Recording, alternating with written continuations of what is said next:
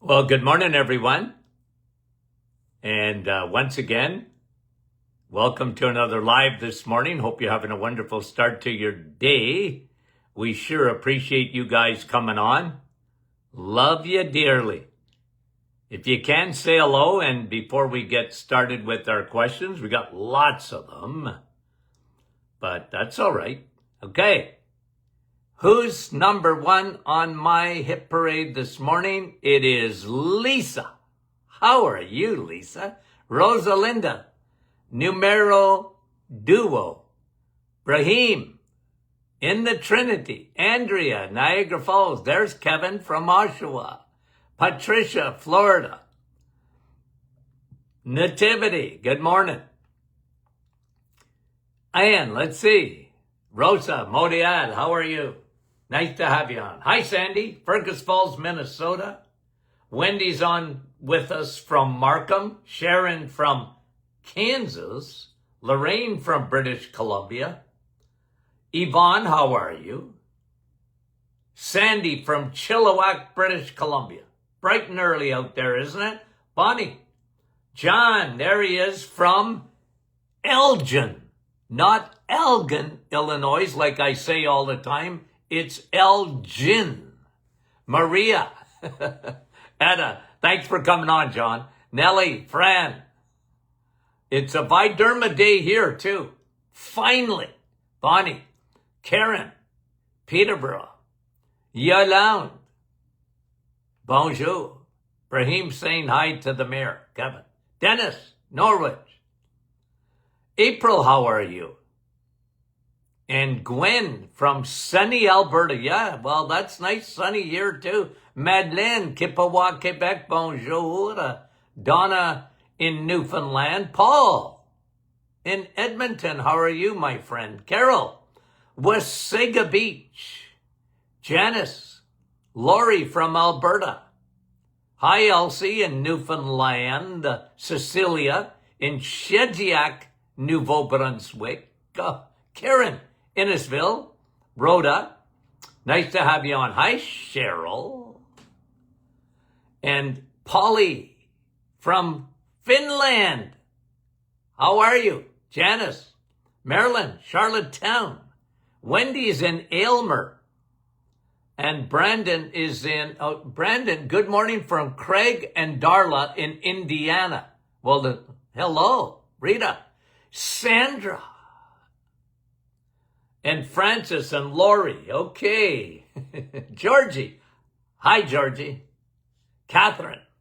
Springdale, Newfoundland. Okay, let's get to the... Hi, Luella. I know Luella personally because I met her in Tennessee. Joanne is in from Eganville. Frida, Judy. Yeah, I guess you were in the cloud, Judy. Wanda from Virginia. Lise, how are you? I hate not to say hello, guys. Hi, Jill. In Medicine Hat, Alberta. Louise, Cornwall, Cheryl, Lighthouse Cove, Rita from sunny Niagara. Elaine is asking a question. What do I think of a medication called Risdronate, and that is for osteoporosis? I don't think much of it. Okay? I never tell anyone not to take a medication, but if you're asking me my opinion on that medication, I don't like it. I don't like it. Guys, there's no magic to building bone. Okay, so here's a bone builder, Risdronate, or whatever you call it. And first of all, there's a boatload of side effects. Second of all, it really doesn't build good bone. You're far better off doing it yourself. Vitamin D builds bone. Magnesium builds bone. Strength training, the real vitamin E, build your muscles, build your bones. Build your muscles, build your brain. There's a lot about muscle. I think we'll do a session next week just on muscle physiology. It's unreal. But I used to tell my patients, you got osteoporosis or you want to prevent osteoporosis, get strong. Muscles anchor into the bone. And the more they anchor in, the stronger your muscles are, the more they anchor in, the more they anchor in, the more your bone strengthens itself. Okay? So what do I think? Not much. Because I observed all these medications for many years in practice, and never, in my opinion, there was such better ways to build bones. That's my opinion. I don't know if this is Rhonda or Rinda. It's spelt Rinda on my thing, okay? What supplements would I take if my creatinine is high? Well, creatinine is a kidney function test, okay? I like the glomerular filtration rate test even better. Protein test better. Protein in the urine. But creatinine, your kidneys are under stress big time if they're extremely high. They're stressed out. Here's usually why.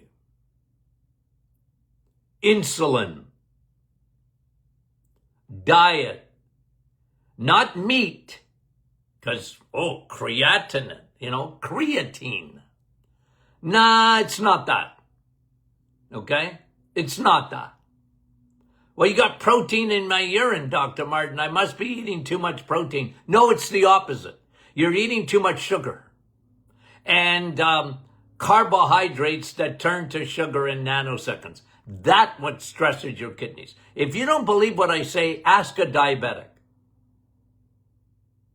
A diabetic knows that kidneys are in big trouble in diabetics. Why is that? Well, sugar is extremely toxic. It destroys blood vessels, and blood vessels are very important for your kidneys to function properly. Okay? Kidneys, two things. You live in Niagara Falls, you'll know this one. You need water for your kidneys. You need water for your kidneys. You need water for your kidneys. And you got to cut out the sugar for kidney function to work properly.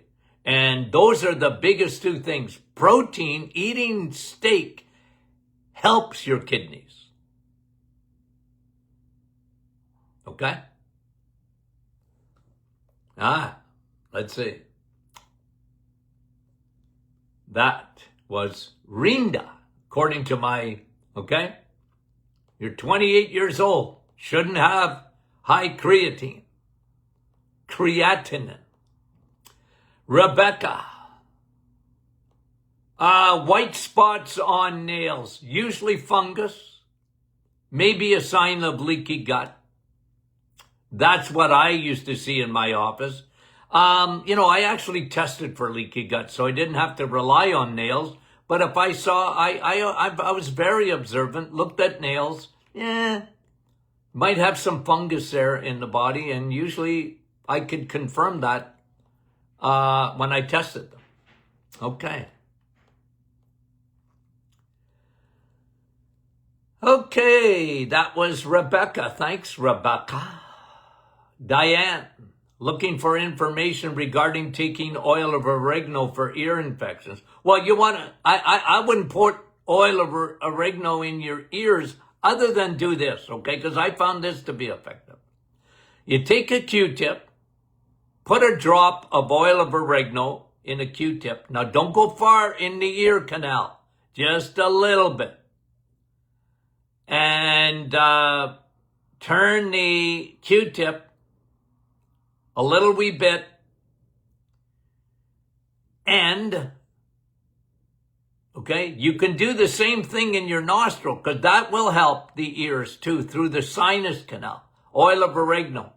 Now, it's very strong. Be careful. Okay? But if you take it internally, that really helps. So you're taking a few drops. I brush my teeth with it. Oil of oregano on the toothbrush. It's so good. Because it don't kill your friendly bacteria, but it kills the bad guys. Okay? So you can sniff it. Be very careful in the ear canal. I don't like people fooling around in there. But if you just enter a little wee bit and put some in, it really does help for ear infections. Diana. Jan is having trouble getting her breath for about a year. Her pulse rate very high. She read about a magnesium deficiency. She increased her magnesium. Seems to be pretty much disappeared when she took magnesium. Okay? Doctor did a blood test for magnesium and it found it to be too high. Well, listen. Okay? It's possible, but look, first of all, magnesium, the blood test for magnesium is, look, it's highly unreliable. I'll tell you why. Because magnesium belongs in your tissue. And if you got slightly elevated magnesium in your blood, what does it mean to me? Not much. Look, if here's a side effect of too much magnesium. You might get diarrhea. You might get a loose stool.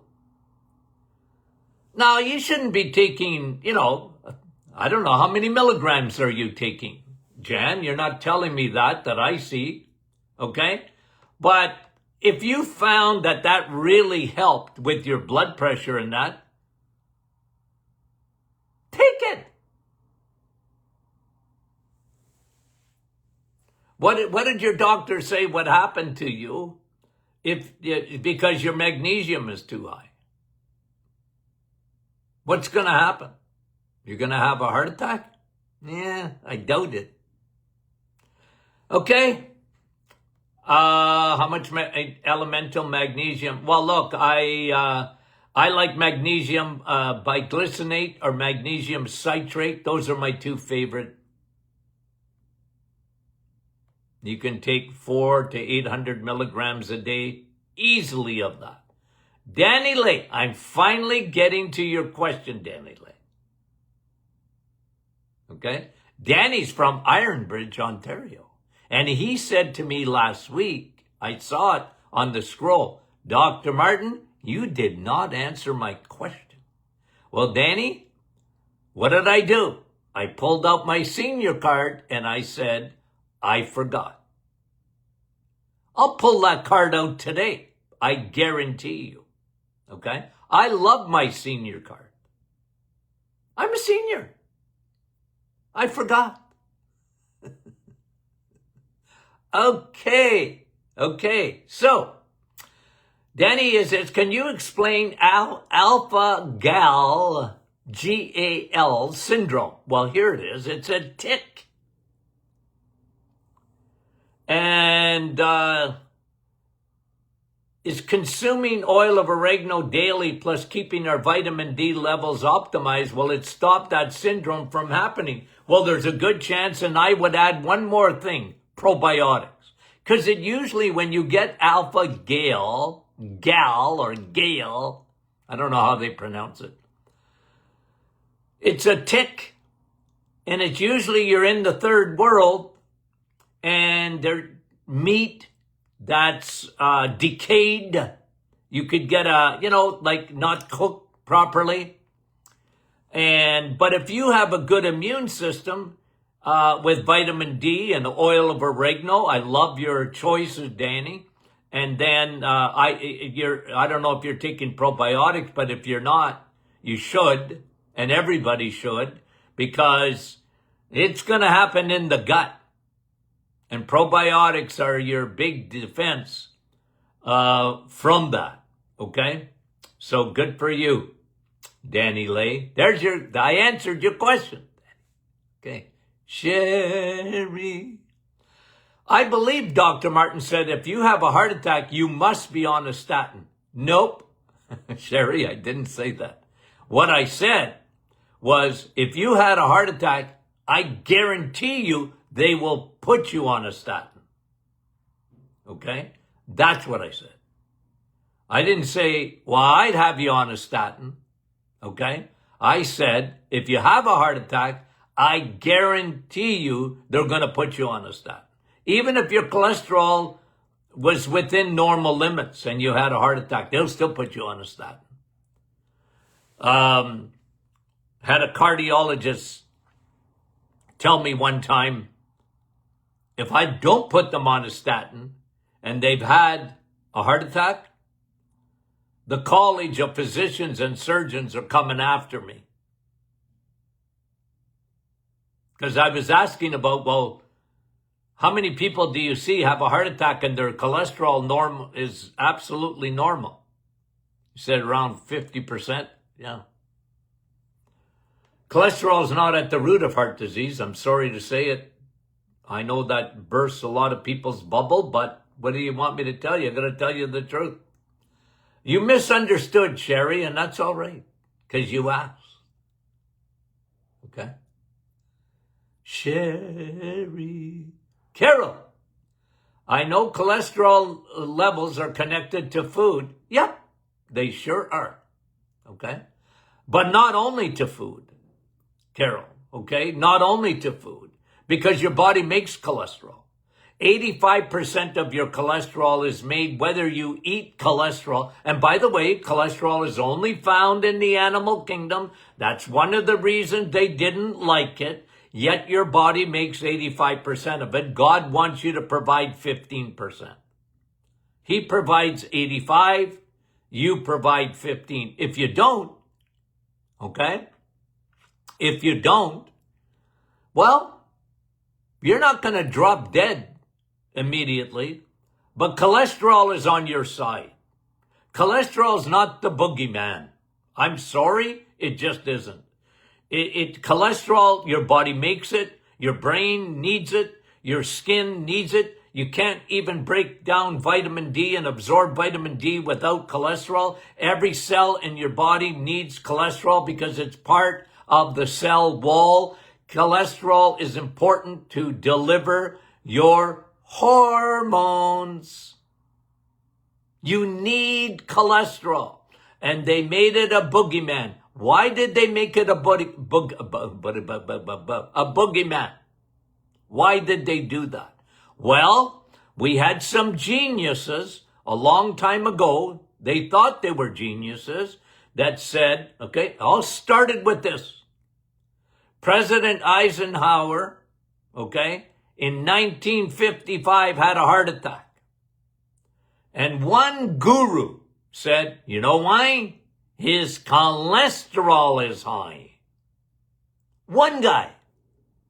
He started a movement. What they didn't talk about was President Eisenhower was smoking 4 packs of cigarettes a day.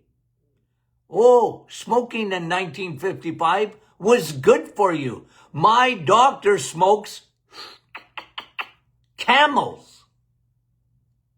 What does your doctor smoke? I get a migraine.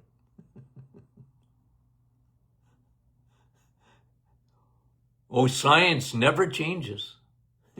Yeah, it does. And they made cholesterol a boogeyman. His name was Ancel Keys. He was on the cover of Time magazine in 1962. And the whole cholesterol. Don't eat eggs, you got cholesterol.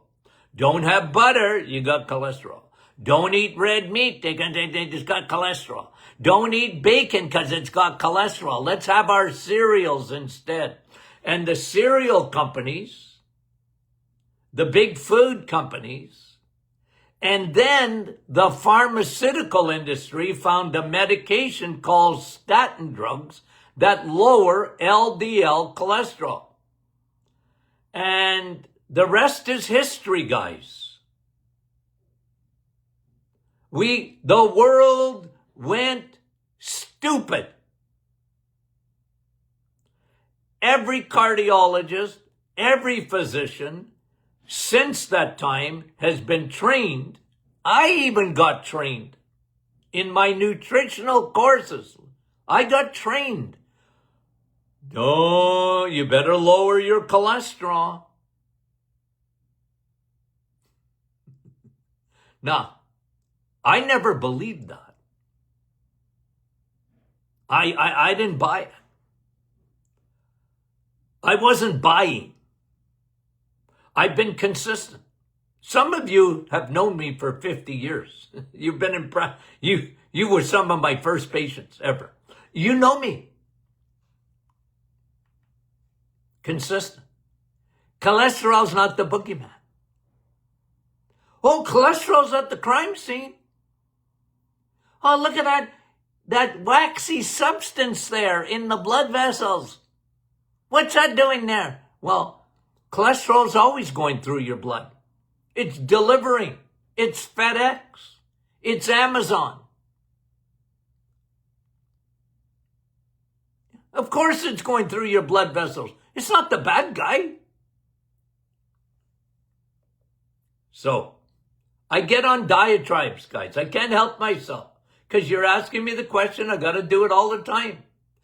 Carol says, I know your cholesterol levels are connected to food. Yes. Not 100%, but yes. Okay. She's asking the second part. I'm glad I read it.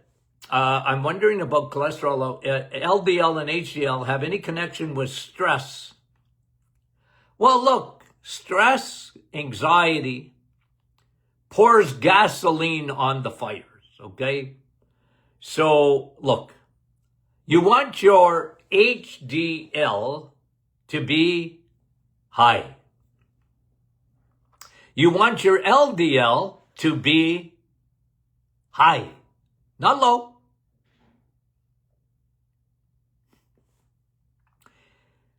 And stress can affect that to some extent. To some extent. But the biggest thing that you can help yourself with is food. Eggs, meat, and cheese. Good dairy. Joyce. Dr. Martin, what do you think about air fryers? Yeah, they're all right. Okay? They're all right. You're heating them up. You might lose some enzymes, possibly. But I don't get into the weeds too much, guys. I don't, because I want you to eat meat. So when you put meat in an air fryer, bacon, for example, I know a lot of people that do, enjoy. I'd probably rather you fry it up in the grease, because that grease is good for you, okay? The fat is good for you. Fat don't make you fat, and fat don't give you cholesterol either, okay? Bacon fat's good for you. So, what do I think of air fryers? It's convenient. Go for it. No problemo. I'd rather you fry your bacon in, and use butter or lard or whatever when you're cooking a steak. Okay? Thanks for the question, Joyce. Thea, how does a person deal with MACS, which is mast cell activation syndrome? What is that, first of all? It's when you are allergic to everything. You're allergic to yourself.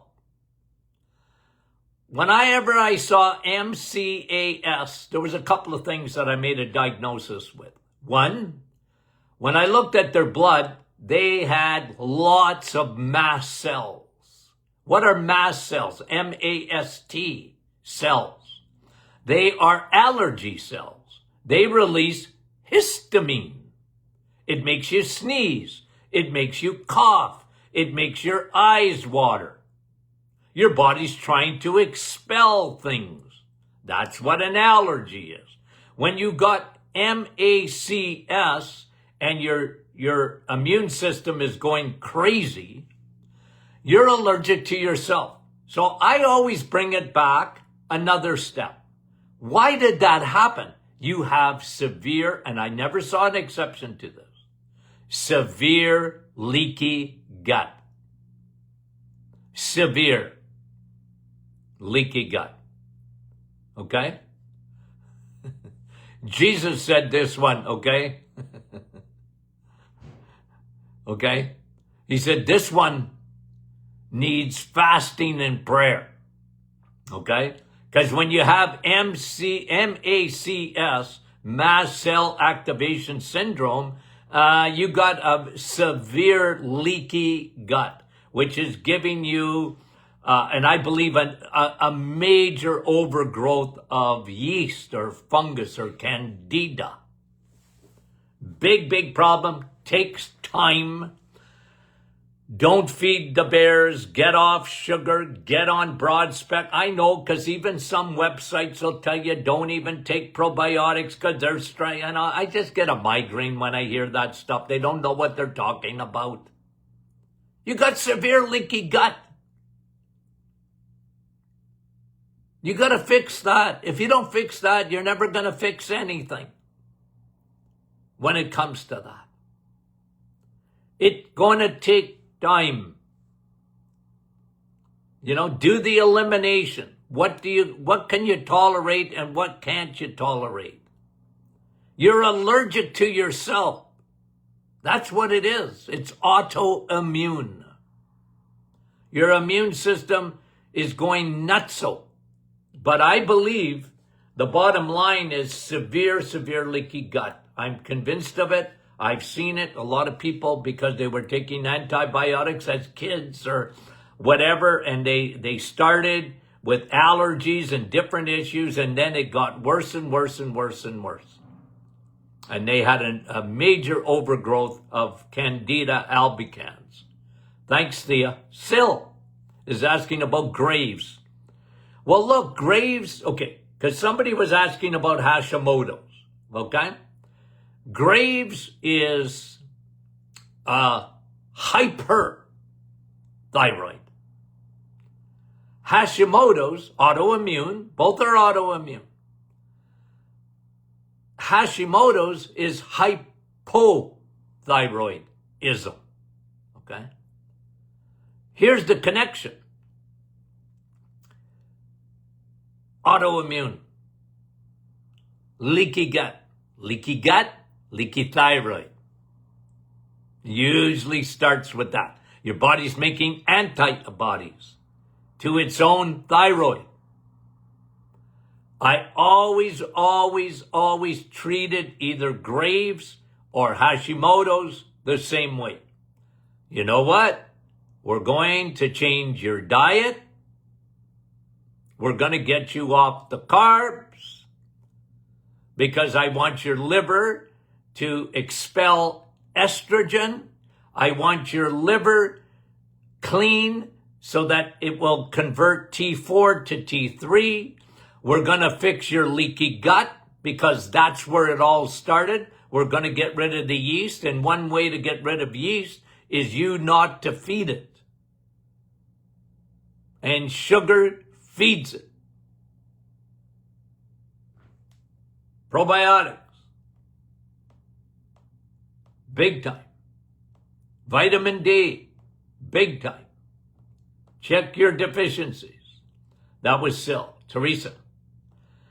What do you think about CT calcium scoring? Well, I tell you just an overarching principle of it, okay? Here's the problem. They scare the living life out of you, okay? Because I had someone, can't even remember, it was through a friend or whatever, they asked me this. I said, well, you got some calcium. You got atherosclerosis. Okay? Who doesn't? As you get older or whatever. Look, it's a tool in the toolbox. But it's not everything. And I'm telling you, I've talked to people that it just they're under so much stress because they told them that their coronary artery calcium score was high. And I said, well, you ain't going to die of that. You're going to die of a heart attack because you got so much stress worrying about it. Take vitamin D with K2. Eat a lot of K2 because that gets that. See what K2 does, it takes calcium out of your blood and puts it in your bones where it belongs.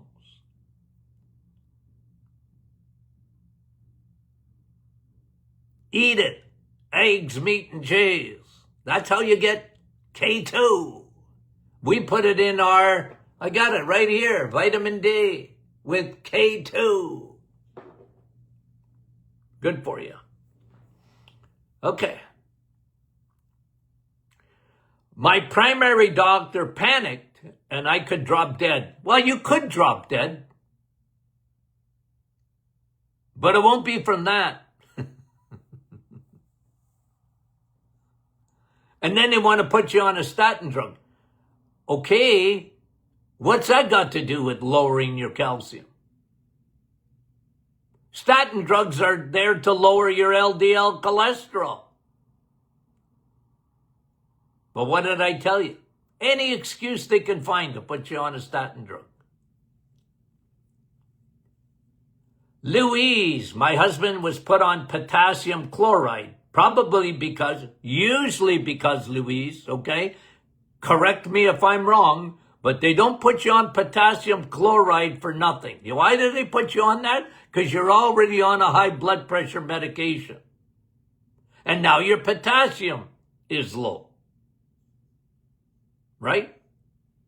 You're on a diuretic or whatever. Now your potassium goes down.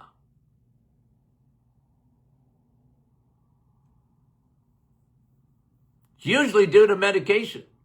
Sometimes kidney disease, but it's usually due to medication. Okay. I don't want him to eat a banana every day. Well, banana is not the best source of potassium anyways. It's a source. Bacon is better. Louise, have your husband start his day every day with bacon. 7 days a week. Going to get lots of potassium. Isn't that beautiful? It's good for the heart.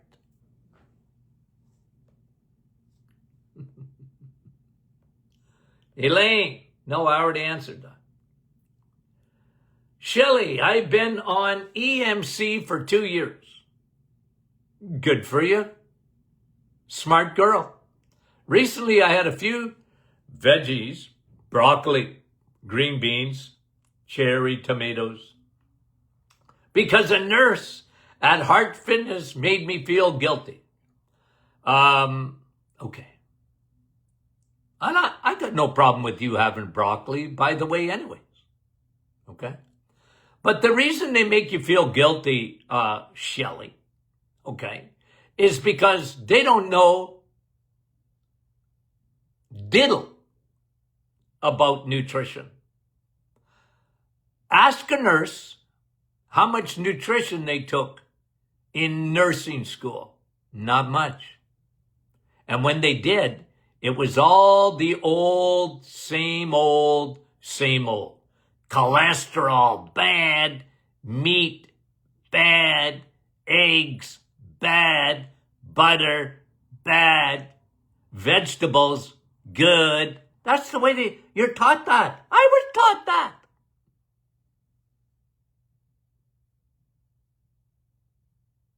That's why she's making you feel guilty, Shelley, even though you feel fantastic, even though you're not missing anything. But they can't help it. They have the can't help it. They are so cholesterol crazy, they can't help themselves. It's their training, okay? And then according to the nurse and a naturopathic doctor. Well, guess what nutrition? Look, God loved naturopaths, but they get the same training as medical doctors do pretty well on nutrition. They're not experts in nutrition. They're experts in natural medicine and homeopathy, and I mean, God loved them. But they still believe the same old stuff about cholesterol and LDL, and they're out there to lower your cholesterol. Not me. I'm there to elevate your cholesterol.